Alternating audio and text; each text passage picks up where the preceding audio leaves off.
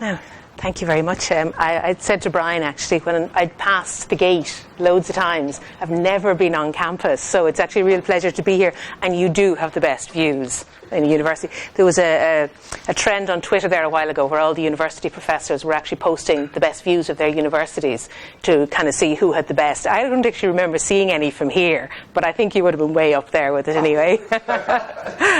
So I've only just landed in Maynooth. I was in UCD forever, so a bit of a change now, but I've started working in Maynooth, but with a new group, so it's really interesting with youth and community workers at the moment, and we're looking at policy analysis, so it's quite a change from working with social work students, which is basically what I've done all my career. So I should explain, I'm not a social worker. I did research. I started off in research with Holles Street Hospital, and we were looking at kind of a population of people who gave birth outside marriage. And from that, I was asked to lecture in UCD in the social work department, and I really never left there until recently. So social workers have really been kind of an integral part of my career, but I've never actually joined the ranks. So I'm kind of speaking kind of from an unusual position. So what I looked at in my PhD was how social workers actually seek and use information to make decisions within their practice. So nobody would be surprised to hear we're living in an information age. And overlay that the fact that we're living in a digital age as well. Information is just everywhere. There's been an explosion of information in terms of accessibility. It's so easy to get information. In terms of the availability, it's all out there to be got. The range, you can get books online, you can get journal articles online. There's so much available. And the global nature of the information as well. You can just as easily pick up a conference paper from Dublin as you can from Perth, Australia. Same time, everything is so much easier now. So with that, there's also been an investment in the production of information, and so a lot more effort is being put into providing information, and a lot more emphasis on disseminating information and making sure that the information that is provided actually gets out to the people who actually need it. So from the social work point of view, what comes with that is an expectation that this information will be used. So it's one job to produce it, but the corollary to that is that you've got to go and use it at the other end. So there's an expectation that practitioners will use information, that they will apply it directly to their practice. And with that, we've had the development of a whole load of different sciences around information use. Information behaviour science was where I kind of grounded my PhD, but I have to hold my hand up. I'd never heard of it before I started the PhD.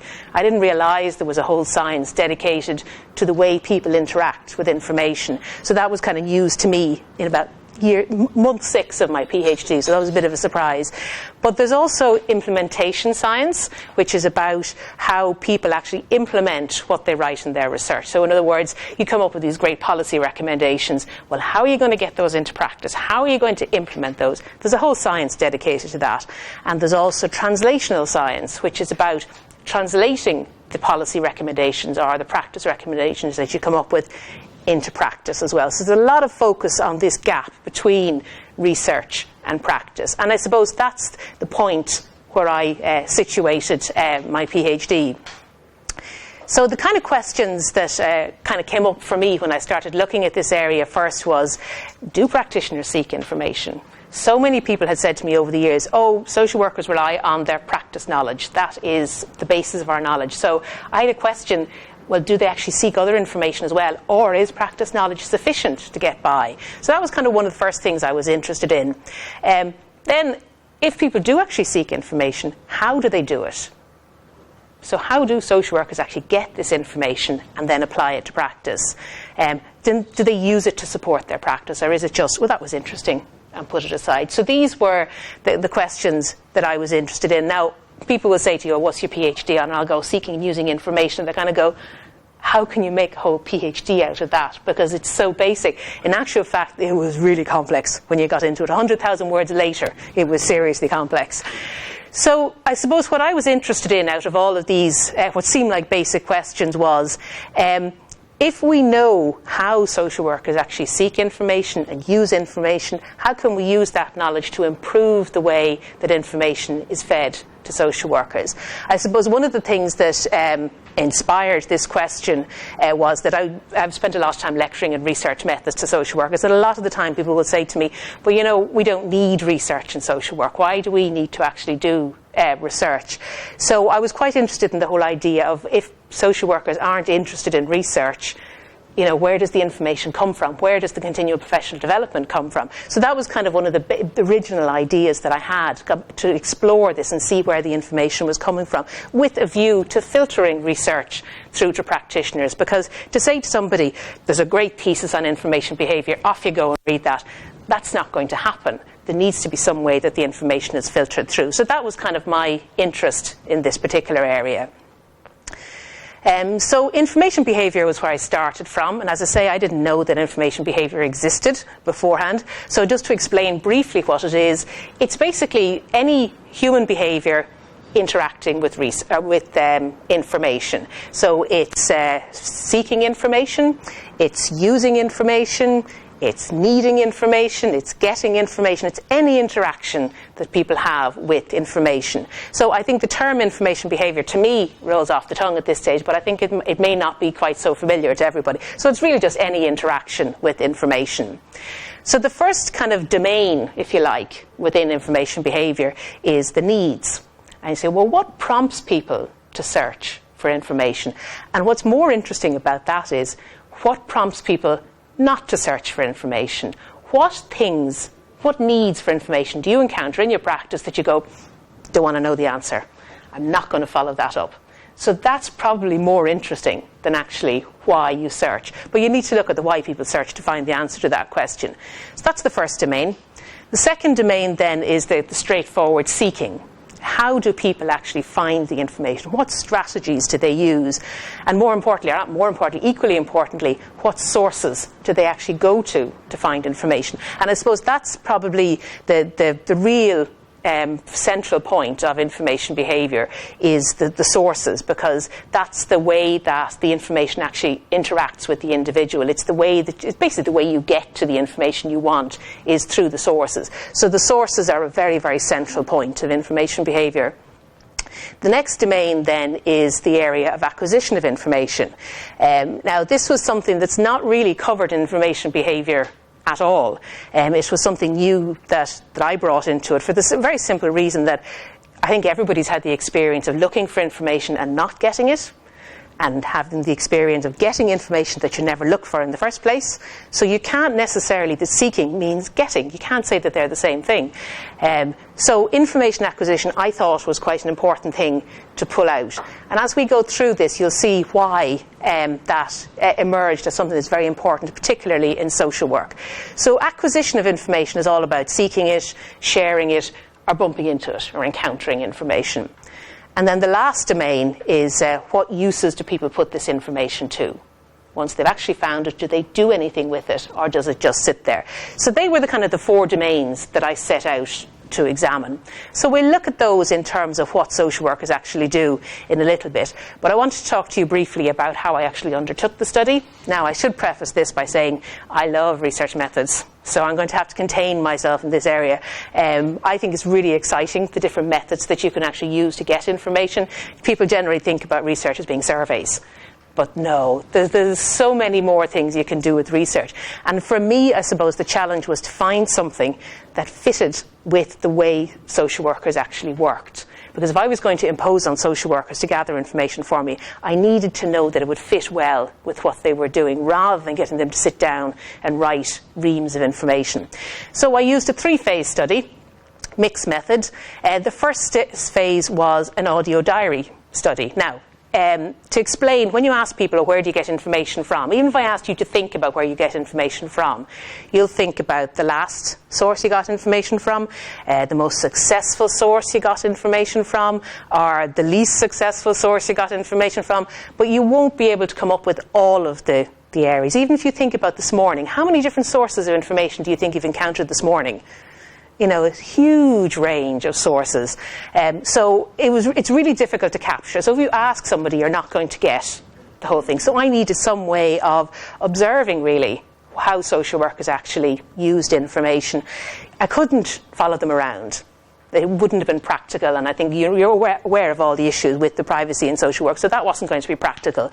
I couldn't predict when they were going to get information or not, so that meant it was unpredictable. So I needed some other kind of proxy for observation, and that's why I used the audio diaries. So it was a small-scale study.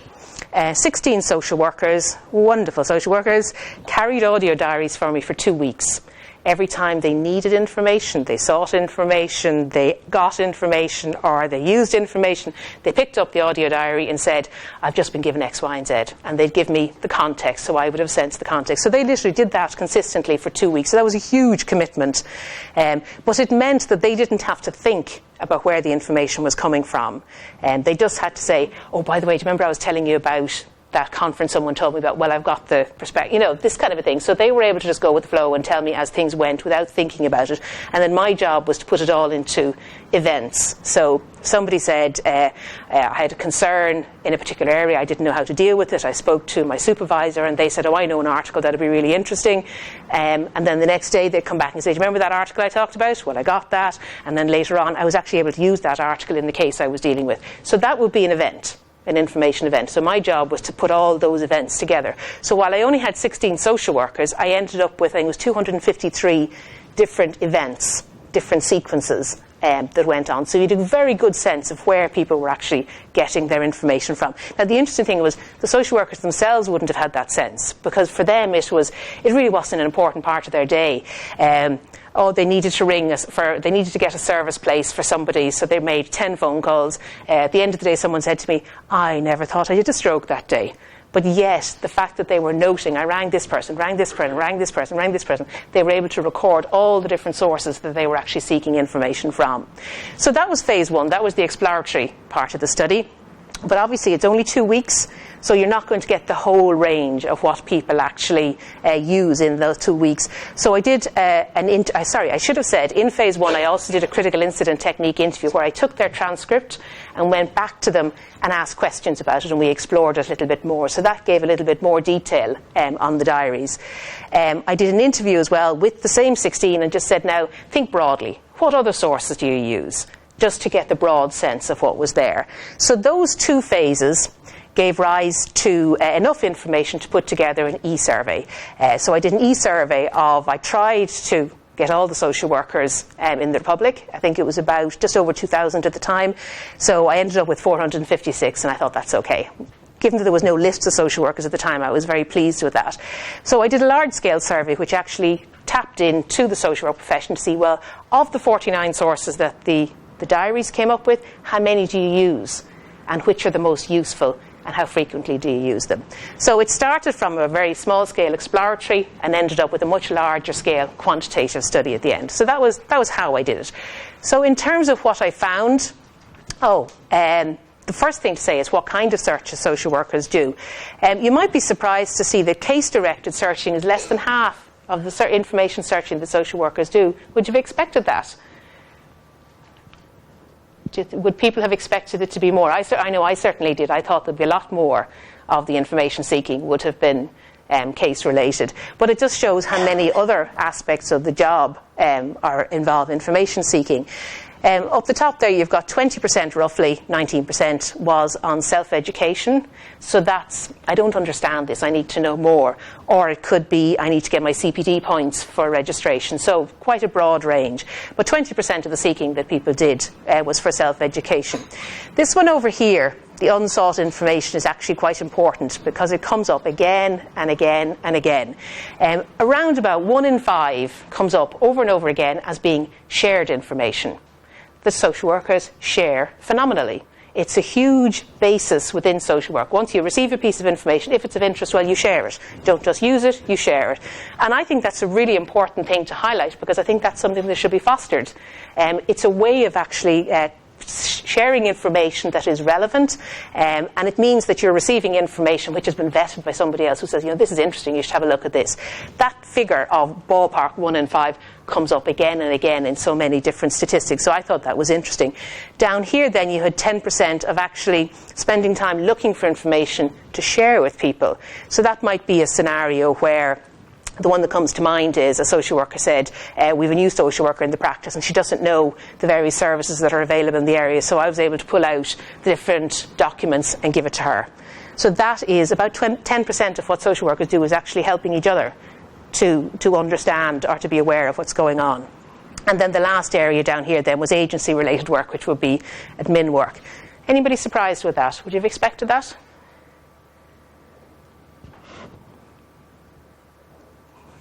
There will be a certain amount of overlap between the sectors as well. Oh, absolutely. Well, certainly all of the shared information could be anything else. In actual, it ended up being mostly educational stuff, but it would overlap with, say, services information or, anything like that. So there is overlap, yes. But this would be kind of the overriding purpose of the search, was what I was trying to get at. But yes, there would be overlap, yeah. So I thought that was interesting simply because I didn't expect it. I expected a different pattern. So one of my key findings emerged, I would say, maybe about a week into my data collection. I didn't expect that. I'd spent the guts of a year doing a literature search and I knew where I was going to, and then within a week everything was thrown up in the air, because I discovered that social workers actually use a different kind of information behaviour to other people. Or to other professionals, I should say. The dominant theoretical models of information behaviour, which is all the stuff I'd been studying for the previous year, it's a very academic approach. It's all about exploring the area you're interested in, chaining, forward chaining, looking to see who's referenced a document, backward chaining to see who have they referenced, then browsing to see what else is out there, differentiating between the different pieces of information, extracting the information that you're interested in, and then closing by writing up. Now, can you imagine doing that if you had a decision to make in social work? It's just not going to happen. And I think that's why I copped on so quickly that this information behaviour model, or pretty much all the information behaviour models, didn't actually take account of the fact that you can't work like that as a practitioner. Social work information behaviour is much more pragmatic. I need this practical piece of information and I need it now, or yesterday would do better. So it's pragmatic, fast-paced, and because of those two, it's truncated. It's how can I get this information as quick as possible. So that, for me, was kind of one of the very important, very early findings, but it cost me a good 6 months of my life because I had to come up with a new theoretical model for information behaviour, particularly for practitioners. Now, that's not to say that social workers don't use the classic information behaviour. They do, but that's not enough. There need to be other ways of actually conceptualising how social workers use information. So we needed a new model that would actually cover all the different options. So if we look at what I ended up coming up with, I basically needed a palette for each of those. It wasn't sufficient to say there is one type of need. In social work, you have a whole load of different needs, as we've already seen. You have a whole load of different strategies for seeking information, depending on the demands. You'll get information in different ways, and you'll use it in different ways. So I needed a variety of information needs, a range of seeking strategies, different models or different modes of acquisition, and various uses of information as well. So that was kind of the basis of what I thought I was going to need.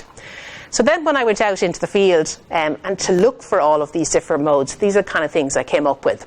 I discovered that there were kind of 5 main ways that social workers actually needed information.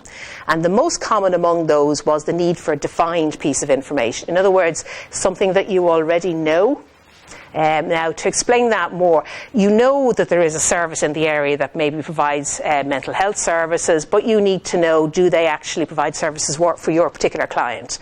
So you know the basics of the information, but you just need to refine it. You need to refer somebody or refer a child who has an allegation of abuse. Do you know exactly which service to send them to? Who's the person in that service and what's the procedure? So it's about the main kind of needs that social workers have is about a defined piece of information, something they know, but they need to refine it. The area then that wasn't quite as big, it was a smaller area of need, was the area of uncertainty. And this is about trying to understand. So it might be, say, a situation where the medical social worker has been asked to do some work with a couple who are at risk of fetal abnormality. Now, the social worker obviously knows their job, but doesn't know much about the fetal abnormality in particular that this couple are at risk of. So to understand more, they have an uncertainty need and they need to explore that a little bit more. Those kind of needs weren't as prevalent in the diaries as the defined piece of information. The next two, which were kind of less important again, or less prevalent again, was non-reactionary needs.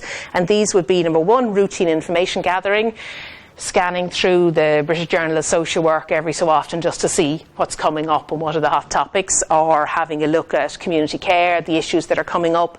The other area that didn't come up quite so often was leisure-triggered need.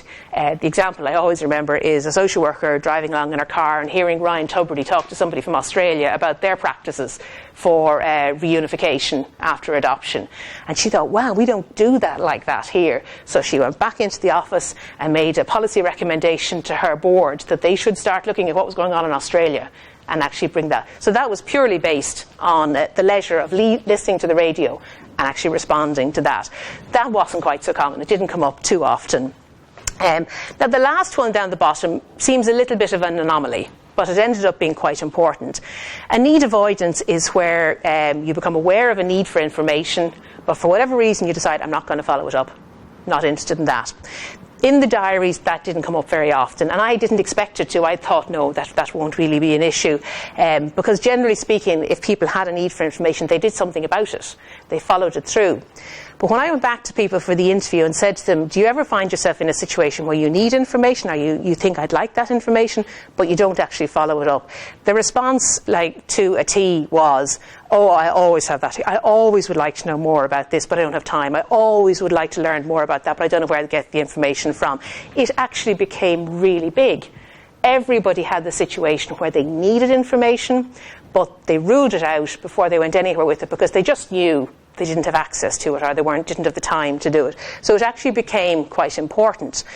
It was important as well because it was always in the area of understanding, and that was the area that was being kind of neglected, was understanding more about the practice that was going on. People felt confident in their own practice, but yet it was the particulars of maybe the people they were working with, maybe disability, maybe the particular condition that they weren't actually pursuing. They didn't have time to pursue. They all agreed that they felt they would be a better social worker if they had got that information. For time reasons, finance reasons, availability, they didn't. So need avoidance actually became quite important. And I think it was more important because it didn't feature in the diaries. It was a thought that jumped into their heads and was dismissed straight away. So it didn't stay long enough for them to pick up the diary and say, I need this information. It literally was gone in a second. So I think it means there's kind of a substrat of information needs that basically are not being addressed because people can't get over the barriers. So that was something I thought was quite interesting. So if we move on then to how social workers actually seek the information. Now, the top strategy is delegating. Ask somebody for the information. Now, I remember the first time I told a group of social workers that the main way they sought information was by asking somebody else for it. I didn't get a good response. In actual fact, delegating searches is the way everybody seeks information. It's the most common source of information seeking with engineers, with managers, with physicists, I think is the other. Basically it is the way everybody operates. They ask people for information. But I think that is really important to know, because if you're in a situation where your first port of call is going to be your colleague or your supervisor, you need to know that the information, the quality information is getting in somehow into that circle. So it's a really useful thing to know, but I think something that actually should trigger discussion about, well, where are they getting the information from? How is the new information getting in? So delegated searches was the main way that people actually looked for information. The second one, now, it's a lovely big word for searching. Active directed searching basically means you search for the information yourself. You're active in that you're looking for something in particular. It's active because you're doing the search, directed because you're looking for something particular. So it's simply searching. So actually going out and looking for the information yourself wasn't as common as delegated searches, but social workers did actually engage in that. The less directed searches weren't as common. Things like browsing, opportunistic viewing is kind of happening on information, and monitoring is kind of keeping regular tabs on sources. Now, you might say, we don't envisage that our social workers are going to sit around browsing the internet every day. It's a fair argument. But there was a quote, and I'm going to paraphrase the quote, that I found in medical literature, which I thought was really thought-provoking. If we only ever look for information that we know, how are we ever going to learn new stuff? So browsing is important because it's the only way that you happen on new information that you hadn't anticipated. So while I wouldn't be advocating people spend their day browsing, it's still a really important strategy that people need to actually use to develop practice. Opportunistic viewing, that's just happening on information, and then monitoring, as I say, is keeping tabs on certain sources that you know will provide the information that you want. The sources I'll come back to at a later stage. The sources would come under the area of seeking, but we'll talk about those later on. So if we move on to acquisition, I've already flagged up to you that sharing is a really big part of social work practice. Most of the information was acquired by the person actually seeking it, either by asking for it or by looking for it themselves. So sought information was the bulk of the information. But there was this 1 in 5 again that came up with unsolicited receipt. Every 5th piece of information that the social worker was getting was given to them by somebody who said, you'll be interested in this. This is important for you. So again, I think that's something that should be built on and should be fostered. It was most prevalent for professional development information, services information, policy, procedure and practice. Not so much for casework, but for all of the other things that are going on. That was what sharing of information was important for. Accidental acquisition is just you happen on it. Like the radio example, that wasn't very common, but you still have to kind of take account of it because it actually can happen. And the interesting thing about that is that kind of the psychology literature would say that the people who acquire information accidentally have an open mind. They're tuned in to the things that will be of interest. They listen to Ryan Tubridy, and I shouldn't use Ryan Tubridy, he's kind of down in Dublin, but you know, it's kind of, you listen to radio shows that are going to be talking about things that might be of interest to you. So it's accidental but not completely accidental. So you can kind of encourage yourself to be an accidental acquirer of information as well. So that was the acquisition. Now before we move on to the last one, I just wanted to talk very briefly about kind of doubling back on yourself. It would be great if we all started with a need for information, sought it, we got it and we used it. That's in an ideal world. It doesn't actually happen like that most of the time. It wouldn't be uncommon to need information, seek it, acquire it, and then go, there's not enough there, or I need more, I need something extra. So you have to double back on yourself, right back to the beginning again, redefine your need, look for more information, get it, and then put it to use. Now that's equally simplified. In actual fact, people searched an awful lot more than that. There was a lot of iteration. So it is really important to build an iterative loop into the model so that we could kind of take into account the fact that people will research or will search repeatedly. There was one example I remember where one of the people who carried a diary said to me she spent a day trying to find a service for an individual who she was working with, and she spent the day really frustrating. I think it was a couple of days before she had anything sorted, and it was only when I gave her back the transcript after she had kept the diary for 2 weeks that she said, wow, I did a huge amount of work on that. It wasn't just sitting and hoping and getting, I actually did a lot of work. I spoke to a lot of people, a lot of sources. So it can be really informative to realise all the different sources that you're tapping into all the time to get information. In terms of figures, there was 1 in 3 searches required iteration. So there were 2 out of 3 searches, you're going to get your information, you're going to be able to use it straight away. But in 1 out of 3 situations, you're not. You're going to have to double back on yourself, maybe redefine your need, maybe get more information. Building blocks would be about you need the first piece of information before you can go on to the second, before you can go on to the third. Or jigsaw would be you have to go to different places to put the whole picture together. So it's more common probably to actually have to go back and search again than not. In terms of how often you have to double back on yourself, 1 in 5 required multiple iterations. So you're talking about quite frequently you will have to keep trying and trying and trying to get the information you want. And that was another feature that I think actually came out very strongly in the diaries, was the fact that generally speaking, if social workers are looking for information, they're like a dog with a bone.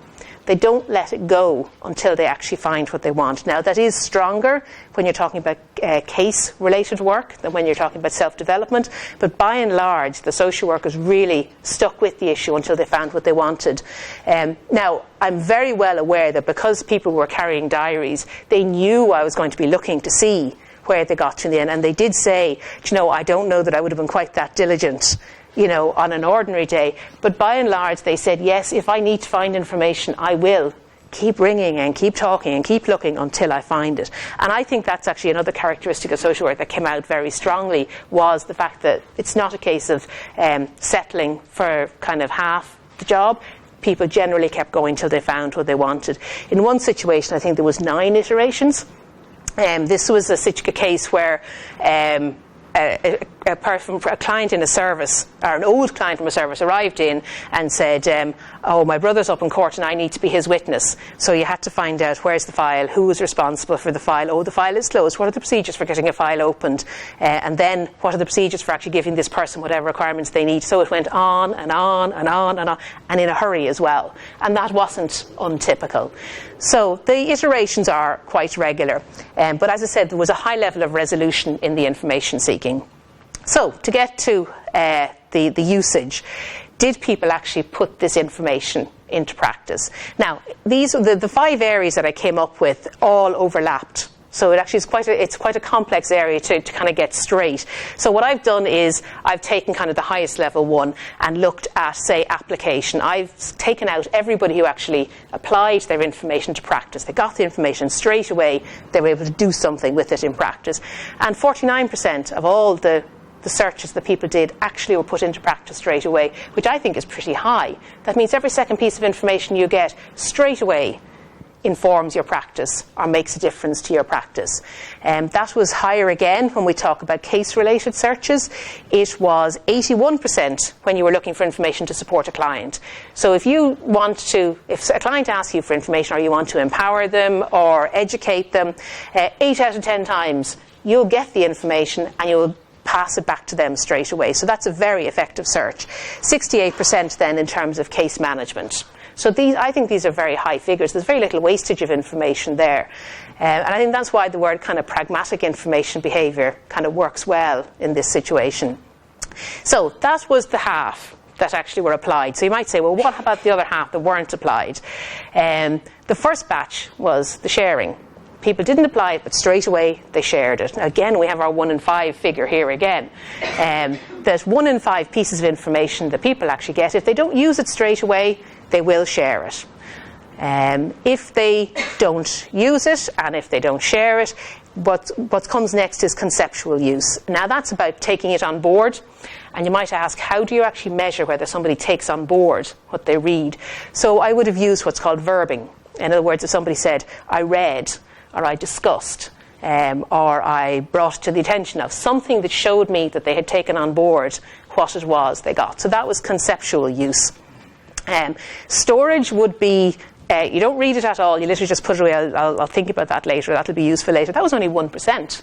I expected it to be a lot higher than that, especially with the high level of sharing. I would have thought that you're going to get information that's not of immediate relevance to you. So I would have expected a lot higher storage rate than that. And then there was only 8% which wasn't used at all. So that's a pretty efficient system that people are operating. That 92% of all the pieces of information that they get, they actually do something with them. So I think it's a very efficient system that social workers are using. So the other thing that emerged when we look back over all of those patterns was that the way people actually deal with casework searches and self-education searches is very different. First of all the social workers engaged in casework searches. So everybody sought out information to inform their practice in the 2-week period. Not everybody looked for information to educate themselves. And I'm talking about that in the formal sense as well as the informal sense. The formal sense being kind of, say, maybe CPD work. The informal sense being, I don't really understand that. I need to know more about that. So not everybody engaged in self-education in the 2 weeks. And even those that didn't do it as often as they did with their casework. So you can see straight away there's a very different approach to the 2 different kinds of information. In terms of needs, casework searches were much more defined. They were much more likely to be stuff relying on what you know already, known pieces of information that you just wanted to refine. Whereas self-education, it kind of came from all sorts of needs. And there was a lot more needs avoidance as well in that area. So I think that was something that was kind of important to highlight, that it's the area that's being kind of let slip a little, is the area of understanding and self-education. In terms of how people actually sought the information, casework was by and large delegation strategies. That was overriding the most important strategy that people used. If they needed to know something to support a case, they would speak to supervisors or team colleagues or other sources. In terms of self-education, less dependence on human sources, more likely to depend on the internet or books or other sources like that, but a more diverse range. But equally so, a more ad hoc approach. It wasn't as strategic as the casework searches. In other words, it might happen or it might not happen. It wasn't terribly reliable. In terms of acquisition, as we saw earlier on, casework searches were usually brought to resolution, and then self-education, it was more likely to be shared information, whereas the casework, you're more actually likely to seek it out yourself, and so unsought information was also quite important in this area. In terms of sources, casework relies on familiar sources and less formal sources. So things that are close at hand and the less formal, like your team colleagues or your supervisor. And then when we're talking about self-education, the world's your oyster. There's a huge range of service or sources that were availed of there. In terms of use, casework searches were generally resolved, whereas self-education wasn't quite as often. It was more likely to go and to be taken on board conceptually, which is what you'd expect. If you don't need to apply to a case straight away, that's probably what people are most likely to do. So high application levels in casework. But in both cases, there was very little information wasted. If information wasn't used, it was shared or it was put away for use at a later stage. So the fact that people are engaging in two very different patterns of information behaviour, I think says that you need to address those two needs for information in different ways. If you think that you're going to educate yourself based on your casework, maybe not completely, because the kind of information that's being sought for casework is very specific and very defined. So there does need to be a separate strategy for developing education. So in terms of mapping the sources that people actually used, everything else was kind of very much abstract and how people actually sought their information, but the sources are the real concrete centre of information behaviour. So phase 3 of the study was about taking what I'd learned from my small scale study and looking to see what people actually did in the wider profession. So phase 1 and 2 identified 49 different information sources that the diarists had used. On average, people accessed 29 sources. Would you have expected that? 29 different sources of information. If I had asked you at the beginning to list off your sources of information, do you think you'd have come up with 29? So you see, you're accessing a huge amount more information than you actually realise. Of concern is the fact that a small percentage used no sources of information. So now this wasn't time limited. This was saying to social workers filling out the survey, do you ever use books? Do you ever use journals? Do you ever use your colleagues? 4% said none. They answered no, which is a little bit concerning. But you know what? Equally so, there was a small percentage who used all 49 sources all the time. So you'll always expect the extremes. So how do we actually do anything with this social work information base? I asked everybody in the survey whether they found the sources useful or not. So plot down here all of the sources that weren't useful. And up here we can plot the ones that are more useful. And across the top, I'd ask them, how frequently do you use it? So over here, the more frequent uses, and over here, the less frequent uses. So this means we end up with a map which shows us, in this corner down here, things that aren't really valued and aren't really used that often. Over here, things that aren't really valued, but we still use them all the time. Over here, wish list sources, stuff that you'd love to use, but for whatever reason you don't have a chance. And over here, then, the things that you find most useful and use most frequently. So these are the really important ones up in this section. So that's why we split it into two. Regular sources, stuff that's accessed 6 times a year, about every 2 months, so the regular stuff you use. But more importantly, the mainstay sources, the sources that are used every day, or maybe every week, but certainly they're the regular sources that people rely on to inform their practice. So, mainstay sources. I'm sure if anybody looked at the poster, they'll know the answer to this. What do you think's up there in the mainstay sources? Any guesses? You've read it, so you know the answer. You're not allowed to say. Any other guesses besides Brian's? Supervisors with colleagues with.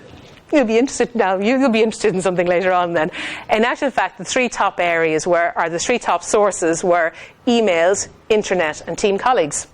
So when you think about how much internet or how much searching was delegated, it's quite surprising to see emails and internet up there. Emails were top because they double job. You can share information by email. It can be kind of a way of passing information from one to the other, but it can also be a way of communicating. So emails was really important. And when you see team colleagues, number 3 on the list, emails were part of that communication.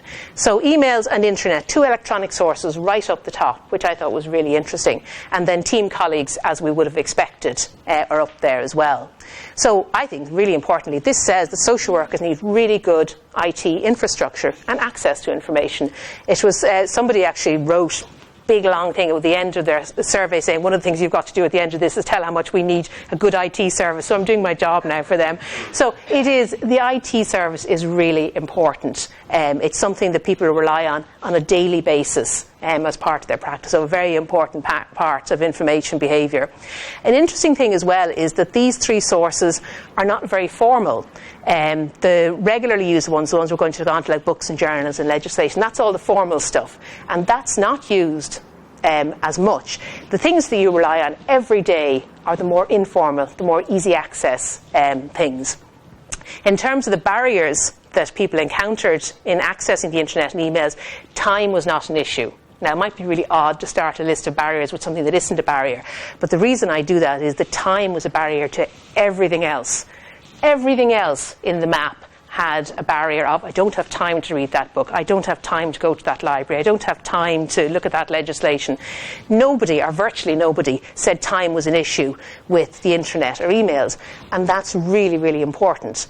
Because time was so big of a barrier, it actually whitewashed everything else. Nothing else really featured at all because time was such a huge issue. Time is not an issue for emails and internet. So there's huge potential there to actually improve the dissemination of information. The only real barrier that came up to emails and internet was website blocking. In large organisations, people had problems with that. Again, I think that's something that could be got around by, professional organisations advocating for particular websites so that they are actually made available. So cases can be made. So I think that's a very surmountable barrier. People would always say, or a lot of the literature says, that part of the problems with accessing these sources is skills related. I don't think that's the case at all anymore. Very few people said they had a problem with skills. The things they had problems with were things like blogs and webinars, kind of some of the newer stuff. But again, that doesn't require kind of a 6-month training course. It's very easy information to actually disseminate. Awareness building did come up as a big issue. In the diaries, about 50% of the internet searches that were done were Googling. And at the same time, I would have given people a list of kind of dedicated websites that were set up to provide information to practitioners.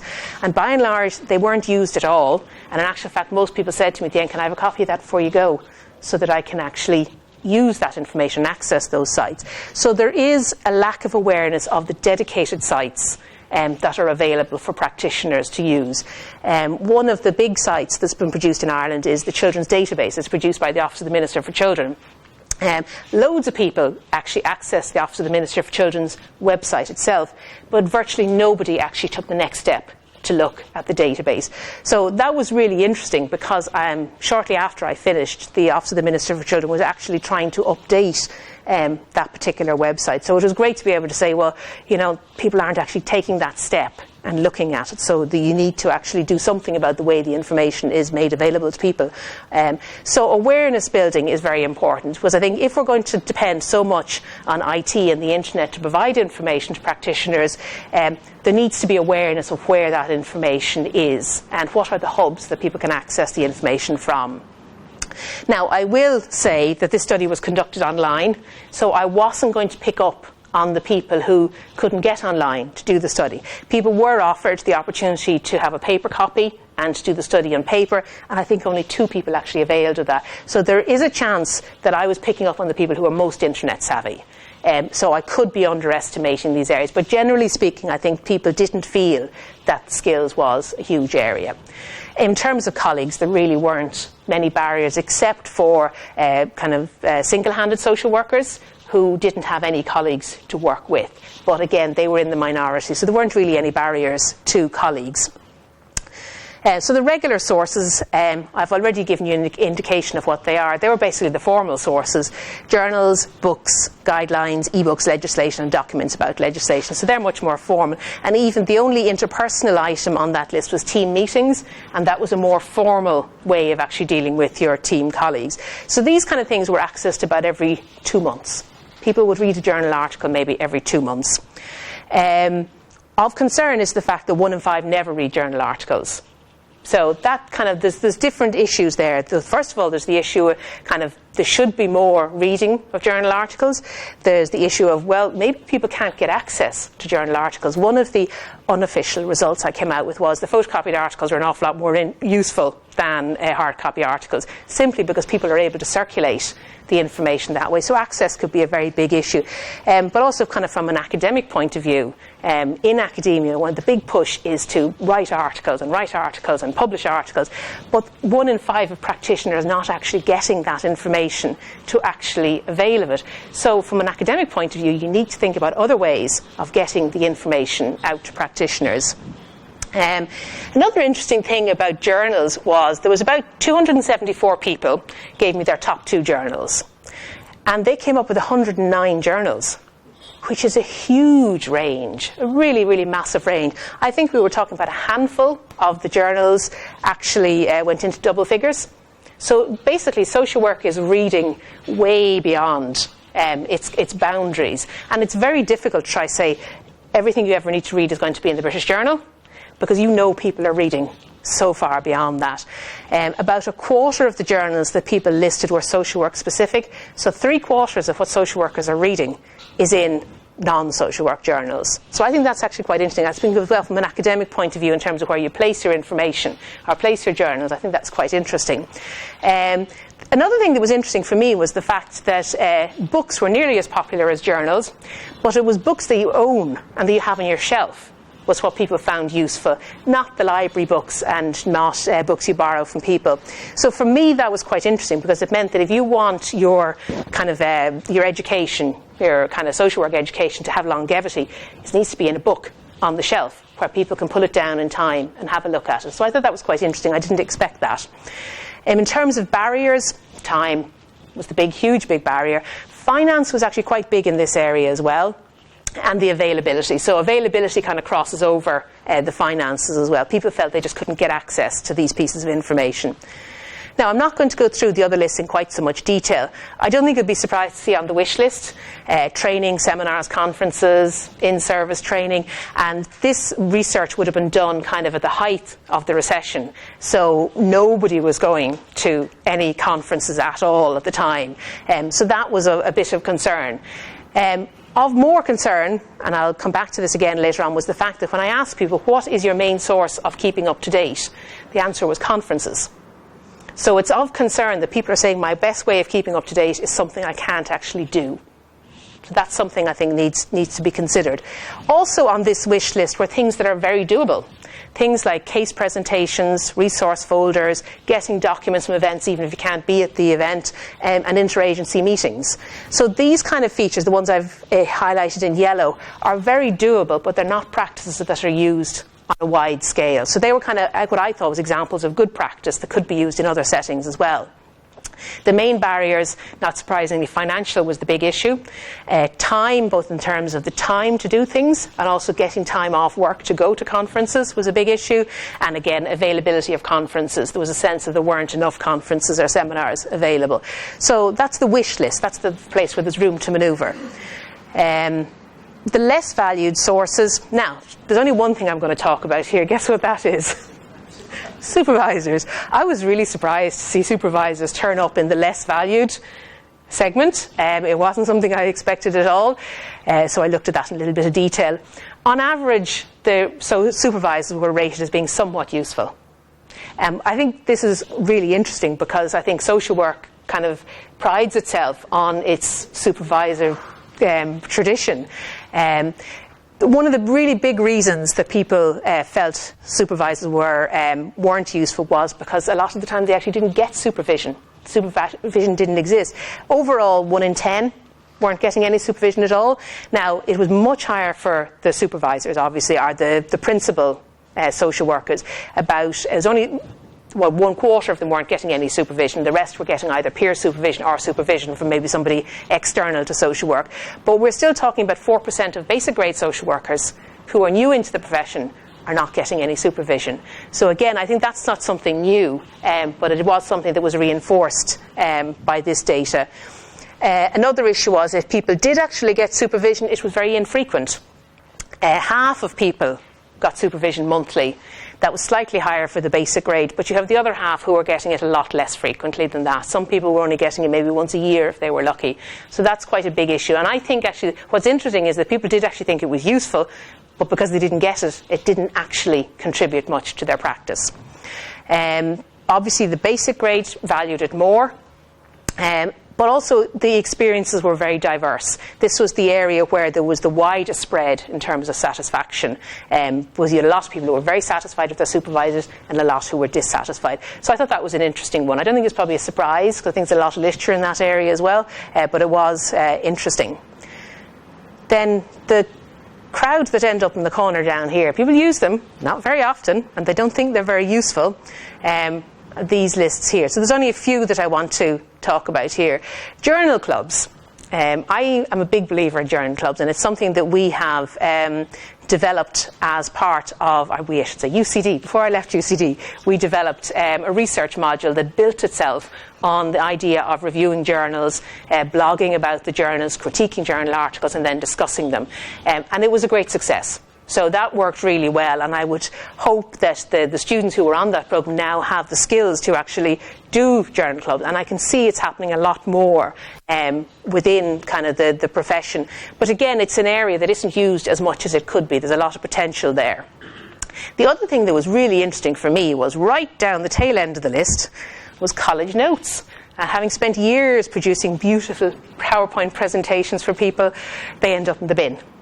But the value of this particular map was that I could see my notes are going to end up in the bin, but books aren't. So I've actually tagged on a book to the program that I actually run. Now, unfortunately, I didn't write the book, so somebody else is getting all the benefit from it.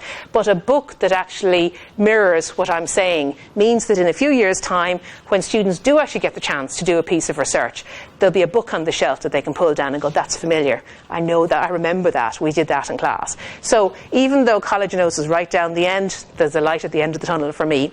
Now, undertaking research actually didn't even make it into the map at all.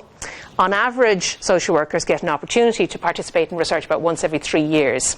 Now, obviously, there's variations in that, some more than others, but it's something that didn't even make it into the criteria of a way of informing practice. So that was the less valued. Now, there was polarisation of use. In other words, not everybody was the same in terms of their map. The biggest difference, or one of the big differences was the grade level. Basic grade social workers were much more inclined to depend on their supervisors and on the internet. They were less likely to read journals, less likely to read books, less likely to read a whole plethora of sources. So that was something that we took on board in UCD and tried to up the ante in terms of actually reading journals and getting engaged with it. Principals, on the other hand, read everything and read everything all the time. So there was a completely different kind of an information map for those two different groups. Setting level differences were quite dramatic.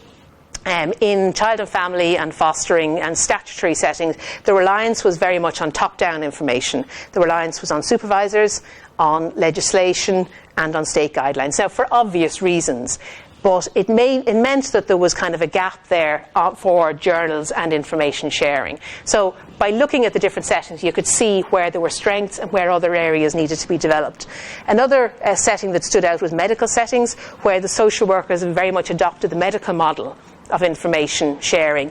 There were case presentations, there were local level information sharing, there were journal clubs, there was a lot of local level policy that was important.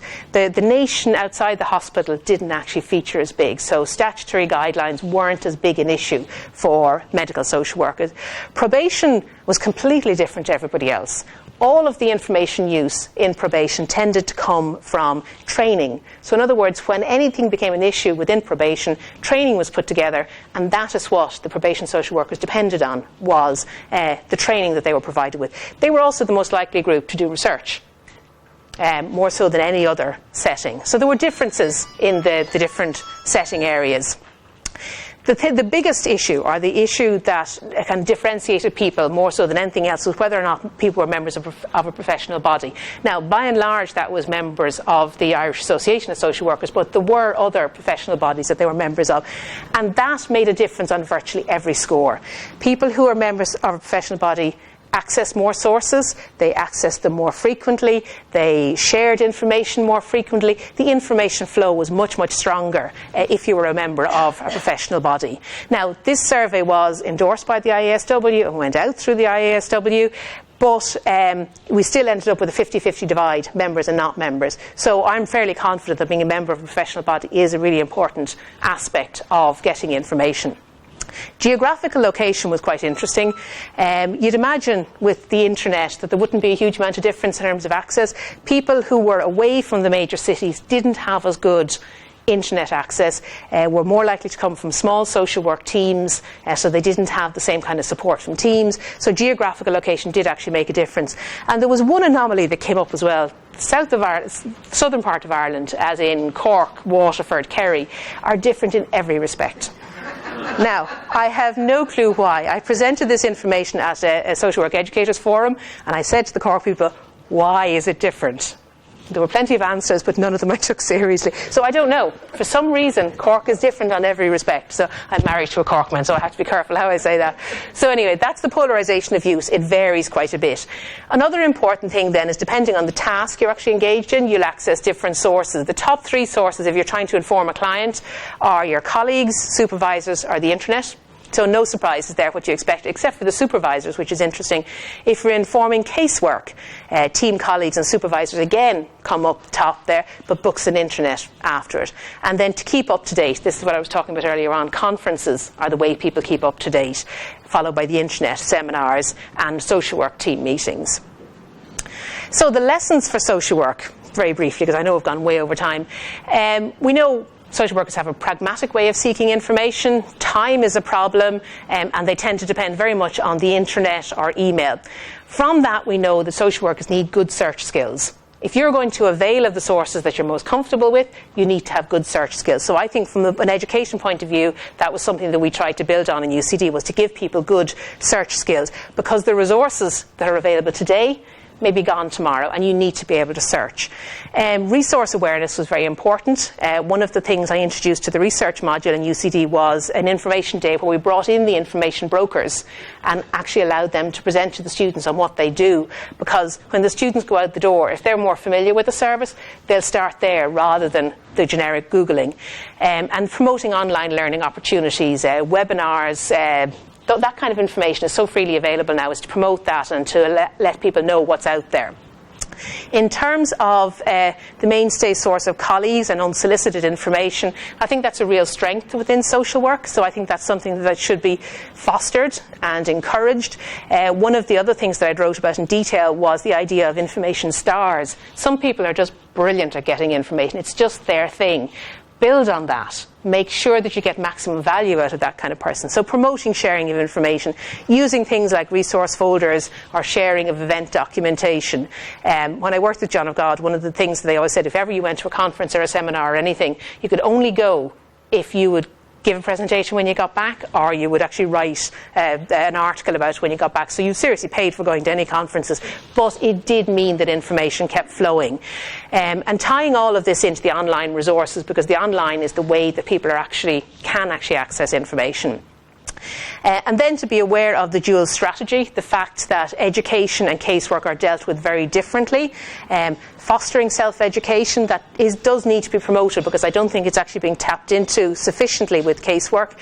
Increased consumption of formal resources, in other words, more journal articles, and increased critical appraisal and journal clubs, so that people know how to actually read the journal articles.